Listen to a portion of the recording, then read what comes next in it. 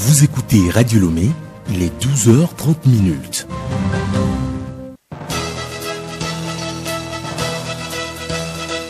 Le journal Léontine Atoguima.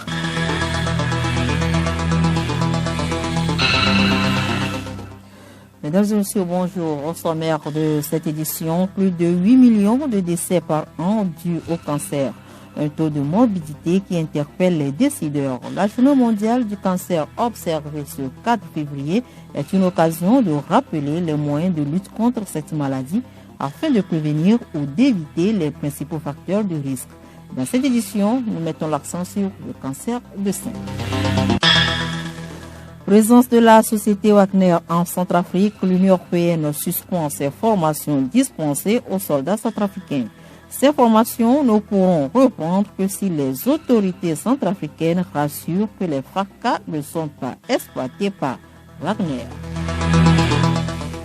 Sportball, les pelouses nationales vont encore vibrer ce week-end au rythme des championnats. Pendant que la première division dispute sa 11e journée, la 2-2 enchaîne avec son 9e épisode.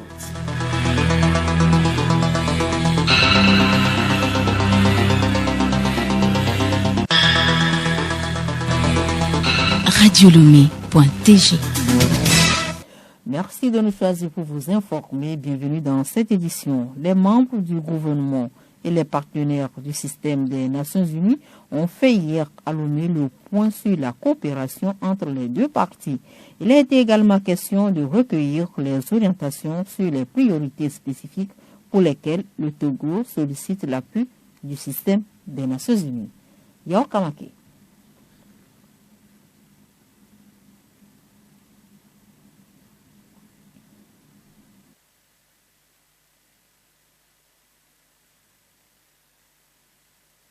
La rencontre entre les membres du gouvernement et les partenaires du système des Nations Unies a permis de dresser le bilan des réalisations de l'année 2021 dans un contexte marqué par la Covid-19 et d'échanger sur les orientations de la chef du gouvernement sur les réalisations à venir. Dr Diallo Fatoumata Binta Tidiane, coordonnatrice du système des Nations Unies au Togo. Ce fut une très bonne réunion, une très bonne rencontre, très enrichissante. Nous avons présenté un peu ce qu'on est en train de faire et surtout présenté les vœux à son Excellence Madame le Premier ministre et aussi lui présenter dans ses grandes lignes les réalisations durant l'année 2021. Et ce, dans le contexte de la Covid. Et ça nous a permis aussi d'avoir des orientations de Madame le Premier ministre. Ces orientations se résument à un mot, on peut dire. L'accélération, l'accélération, l'accélération. L'accélération, l'inclusion. L'inclusion de toutes les personnes et donc ne laisser personne pour compte. L'inclusion et la décentralisation, l'atteinte des zones les plus reculées afin que chacun puisse bénéficier des services de la mise en œuvre de programmes gouvernementaux et auxquels on a souscrit. Je pense que nous avons appris beaucoup de choses. Nous repartons très fiers, très heureux de cette coopération et de cette collaboration avec le gouvernement via Madame le Premier ministre. Et ensuite, il est important de rappeler que Madame le Premier ministre nous a orientés de réduire la perte des énergies, la perte des ressources. Et pour cela, il faudrait focaliser sur l'essentiel, sur les interventions. Pour le gouvernement togolais, il s'agit de fédérer les énergies sur la feuille de route gouvernementale. Un accent particulier a été mis notamment sur les secteurs de l'éducation et de la santé. Kanka Malik Nachaba, ministre secrétaire général du gouvernement. Dans la mesure où le système des Nations Unies est en train de dresser sa feuille de route Togo pour les années à venir et que le Togo vient de se doter d'une feuille de route gouvernementale. Et donc ça a été de mettre en œuvre tout ce qui pouvait permettre un alignement total entre les vues du système des Nations Unies et la politique gouvernementale. En particulier, il a été mis l'accent sur un certain nombre de secteurs comme le secteur de la santé, comme le secteur de l'éducation et comme le secteur de la digitalisation des principaux services publics, les services publics du quotidien, la nationalité, les actes de naissance, le raccordement à l'électricité et les procédures qui seront digitalisées dans le cadre de la feuille de route 2025.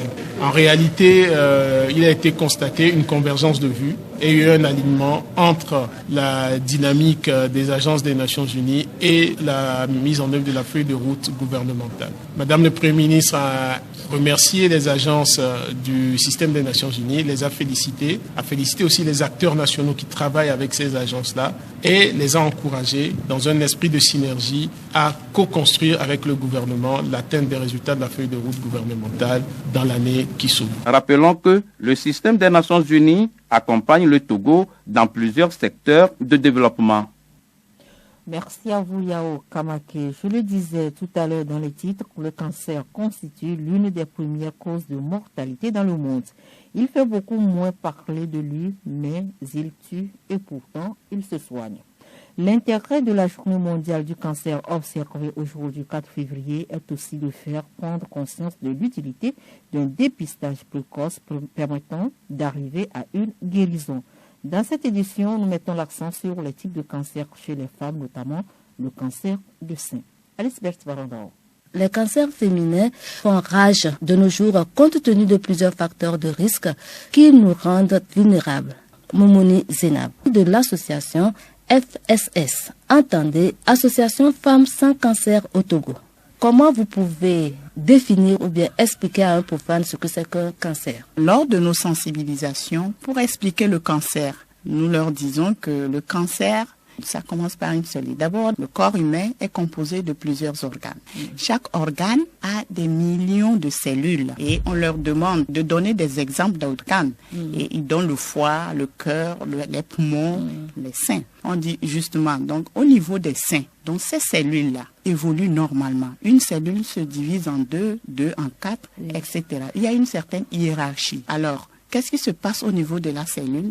C'est qu'on ne sait pas pourquoi, un beau matin, une cellule au niveau des seins décide de ne pas suivre cette harmonie-là, de ne pas évoluer. Alors, elle devient folle. Alors, une folle, qu'est-ce qu'elle fait? Une folle sème des désordres. Donc, elle commence dans le sein, elle commence par se multiplier de façon anarchiquement. Et si vous ne faites rien, si vous ne constatez pas, elle continue parce qu'elle ne s'arrête pas. Donc, elle continue et puis elle envahit tout l'organisme. C'est comme ça on explique ce que c'est que le cancer. Au niveau des seins, il y a plusieurs niveaux d'observation. On observe d'abord au niveau de la peau des seins. Il faut voir, est-ce que quelque part au niveau des seins, il n'y a pas une peau d'orange? Est-ce qu'il n'y a pas une nouvelle veine apparente? Est-ce qu'il n'y a pas une rougeur au niveau du sein ou une chaleur? Un sein est plus chaud que l'autre. Est-ce qu'il n'y a pas une lésion, une plaie sur le sein? Vous ne vous êtes pas blessé, mais brusquement, vous voyez apparaître une plaie. Maintenant, au niveau de la forme des seins, il faut voir, est-ce qu'il y a une masse épaisse? Au toucher, vous sentez que quelque part au niveau du sein, c'est dur et ça ne bouge pas. Est-ce qu'il y a une masse? Il faut également voir au niveau de la forme des seins, est-ce qu'il y a un changement de volume? C'est vrai, souvent, il y a un sein qui est plus gros que l'autre. Mais est-ce que le sein, même s'il est gros, est-ce qu'il grossit davantage? C'est pourquoi on dit qu'il faut connaître ses seins. Et il faut voir également, est-ce qu'il y a une déformation? Est-ce qu'il y a une fossette? Au niveau du mamelon, on peut voir, est-ce qu'il y a un mamelon qui est différent? Ça dit que, est-ce qu'il est inversé? Au lieu d'être ressorti, est-ce qu'il est rentré? Vous allez voir ça. Ou est-ce qu'il y a un mamelon qui présente de l'eczéma, des croûtes? Ou bien un mamelon qui fait mal, qui est rouge, qui fait mal? Il faut également observer s'il y a un écoulement spontané d'un liquide inhabituel. Et ce liquide, ça peut être incolore ou blanchâtre. Donc, ces trois niveaux-là, lorsqu'on fait l'auto-examen des seins, c'est ce qu'il faut regarder. Merci pour toutes ces explications. On nous a conseillé de faire régulièrement l'auto-examen des seins 3 jours après le cycle. Pour les femmes enceintes ou qui allaitent, se choisir un jour pour le faire. Le journal Léontine à Toguima. Hors de nos frontières au Tchad, la délégation ministérielle en déplacement à Abéché a fini sa mission hier après 8 jours sur place. Cette mission a pris fin avec la signature d'un engagement de non-agression. Salim Lemou. Éteindre le feu avant qu'il ne se propage. C'est en ces termes qu'une source sécuritaire qualifie cet accord de non-agression signé par plus d'une centaine de chefs traditionnels. En 10 points, L'engagement insiste sur l'interdiction du port d'armes, une mesure incontournable pour les autorités qui indiquent que des civils ont été vus avec des armes lors des manifestations. Un autre point de l'accord vise à éviter tout propos incitant à la haine. Cet accord sert ainsi de base pour rétablir le calme dans la province après la répression des manifestations contre l'intronisation du chef canton de Beni Alba dans l'est du pays. Violemment réprimés, au moins 21 personnes sont mortes selon les organisations de défense des droits de l'homme. Les autorités, elles, parlent de 14 morts. Mais beaucoup de questions restent toujours en suspens, comme l'usage de tirs à balles réelles pour disperser les manifestants. Une enquête de la police judiciaire est en cours, selon le porte-parole du gouvernement, Abderrahmane Koula Mala. Elle devrait apporter des réponses à toutes ces questions dans les prochains jours. Enfin, la question de la responsabilité du gouverneur est loin d'être résolue. Les manifestants demandent sa démission. Dans une note confidentielle, la délégation ministérielle a demandé son rappel à N'Djamena pour apaiser la situation. Emmanuel Macron rencontrera Vladimir Poutine lundi prochain à Moscou, puis le président ukrainien Volodymyr Zelensky le mardi à Kiev. Un nouvel effort diplomatique du président français pour parvenir à une désescalade dans la crise ukrainienne. Le chef de l'État a multiplié ces derniers jours des entretiens téléphoniques avec ses homologues russes et ukrainiens ainsi qu'avec le président américain Joe Biden afin de jouer les médiateurs dans cette crise. L'Espagne met fin à l'obligation de porter un masque en extérieur à partir de mardi, une mesure réinstaurée fin décembre face à la vague de cas de Covid-19 provoquée par le variant Omicron.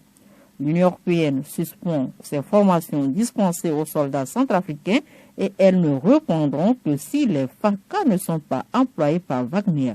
C'est ce qu'a annoncé le vice-amiral Hervé Blégine, directeur général de l'état-major de l'Union européenne, en visite à Bangui hier. Depuis la mi-décembre, Bruxelles a décidé de suspendre les formations dispensées aux soldats centrafricains en raison du contrôle exercé par les mercenaires de la société Wagner sur les forces armées du pays. Yao Kamake. Le vice-amiral Bléjean l'a effectivement martelé, les formations ne reprendront qu'à certaines conditions. La première, c'est d'avoir la garantie que les unités que l'Union européenne entraîne ne sont pas employées par Wagner, mais sont employés dans le cadre régalien de l'emploi des forces armées nationales. La seconde, c'est d'avoir un plan national de défense cohérent et soutenable dans la durée. En RCA comme au Mali, l'influence grandissante de la Russie est source de tensions avec les pays occidentaux. Les membres de cette société militaire privée russe, présente dans plusieurs pays d'Afrique, sont accusés de graves violations des droits de l'homme, notamment par l'ONU. En 6 ans, l'ETM a formé plusieurs milliers de militaires centrafricains. Quelques 70 instructeurs ont déjà quitté le pays. Un peu plus d'une centaine d'hommes se concentrent désormais sur le Conseil stratégique. À Bangui, hier, la France a passé le commandement de la mission de formation militaire européenne à la Belgique.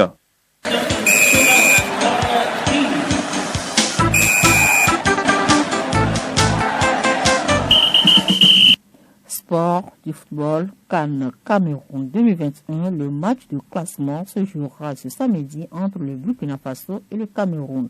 Pendant ce temps, les championnats nationaux de première et deuxième division se font leur petit bonhomme de chemin. En seconde division, on joue la 9e journée, tandis que l'élite aborde son 11e épisode. CB Lawson. En première division, dans la poule B, le match au sommet oppose dimanche à Kara les deux clubs de la ville, ASCO et ASCK. Un duel entre Kondona et Conducteur qui avait accouché de nul à l'aller. Autre affiche dans ce groupe, toujours dimanche, Unisport de Kouloundé reçoit AS Bina à Sokodé. Mais déjà samedi, Kakal de Doufelgou accueille à Kara Sebassi de Sokodé.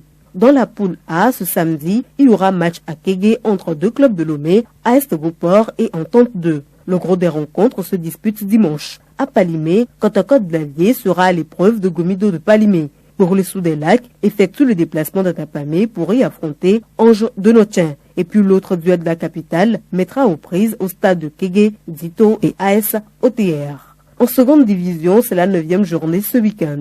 7 matchs sont prévus pour samedi et un dimanche. Voici les différentes combinaisons. Ce samedi, dans le groupe A à Atapame, l'US Agbondi s'explique avec Arabia de Tabligbo. Maranatha de Fiokpo réserve l'hospitalité à Palimé à Étoile Filante de Lomé. La confrontation entre JCA d'Agoué et Tambo de Dacha, ce sera au municipal de Lomé. Dans le groupe B, Agua de Koussountou voyage à Bassar pour y défier CDF Aknor. Dzumbé de Mongo déroule le tapis devant Fouadon d'Apaon à Pagouda. À Sokode, Foukwa de Sotobois croise Bikenti de Bassar, puis à Bafilo, Bunjad Ketao sera au révélateur de Koroti Metete de Tchamba. Dimanche, pour le compte de la poule A, Agaza Domé affronte au municipal de Lomé, Espoir de Zion. Tous les matchs démarrent à 15h. Cannes Cameroun 2021 pour finir, le match pour la 3e place, initialement prévu dimanche, sera finalement joué ce samedi.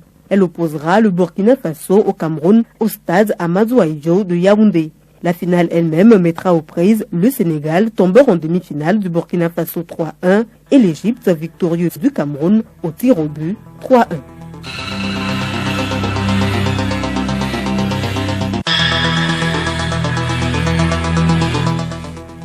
Mesdames et messieurs, nous voici ainsi arrivés à la fin de cette édition. Merci de nous avoir suivis. Le rappel des titres, plus de 8 millions de décès par an dus au cancer, un taux de morbidité qui interpelle les décideurs. La journée mondiale du cancer observée ce 4 février est une occasion de rappeler les moyens de lutte contre cette maladie afin de prévenir ou d'éviter les principaux facteurs de risque. Présence de la société Wagner en Centrafrique, l'Union européenne suspend ses formations dispensées aux soldats centrafricains. Ces formations ne pourront répondre que si les autorités centrafricaines rassurent que les FARC ne sont pas exploités par Wagner. Et puis en fin d'édition, vous avez suivi la page sportive, notamment sur le football. Les pelouses nationales vont encore vibrer ce week-end au rythme des championnats, pendant que la première division dispute sa 11e journée. La 2-2 enchaîne avec son 9e épisode.